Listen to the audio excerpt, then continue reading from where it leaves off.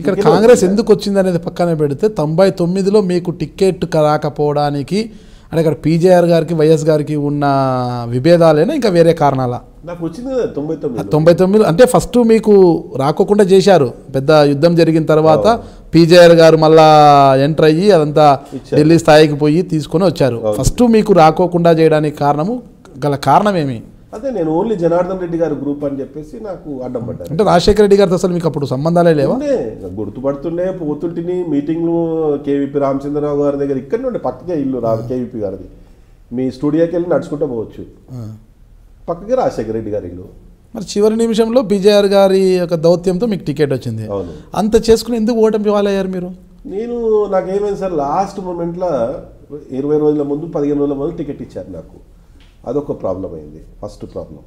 Second problem ఏమైందంటే కార్గిల్ యుద్ధం జరిగింది అప్పుడు, మీకు గుర్తుంటుంది 99లో. అప్పుడు బీజేపీ అండ్ టీడీపీ టైఅప్ అయింది రాష్ట్రంలో.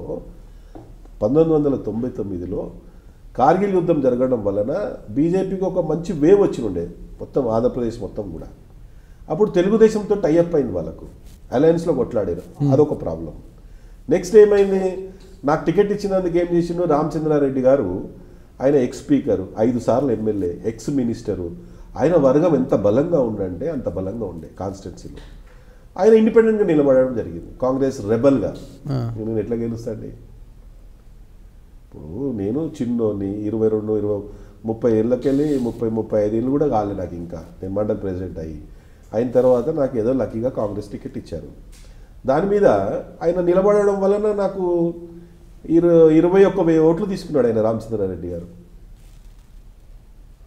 దానివల్లనే ఓడిపోయినా తప్ప నేనేదో అక్కడ నాకు బలం లేక కానీ, నాకు చాలామంది సింపథైజర్స్ రాత్రి అంతా తెల్లందాకా ఏడ్చుకుంటే ఇంటికాడ కూర్చున్నారు ఎలక్షన్లో పనిచేసిన వాళ్ళు, ఎస్పెషల్లీ మైనార్టీస్, క్రిస్టియన్ మైనార్టీస్.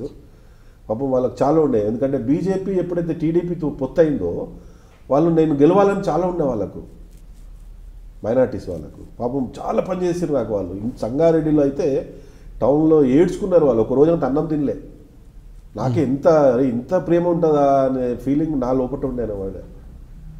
ఎన్ని ఓట్లు వచ్చేప్పుడు మీకు ఇంతకీ? నేను 8,000 ఓట్స్ తోటి ఓడిపోయాను. 8,000. 21,000 ఓట్లు రామచంద్రారెడ్డి గారు తీసుకున్నారు. దాంతో నేను, లేకుంటే డెఫినెట్ గెలుస్తుంటండి నేను 99లో.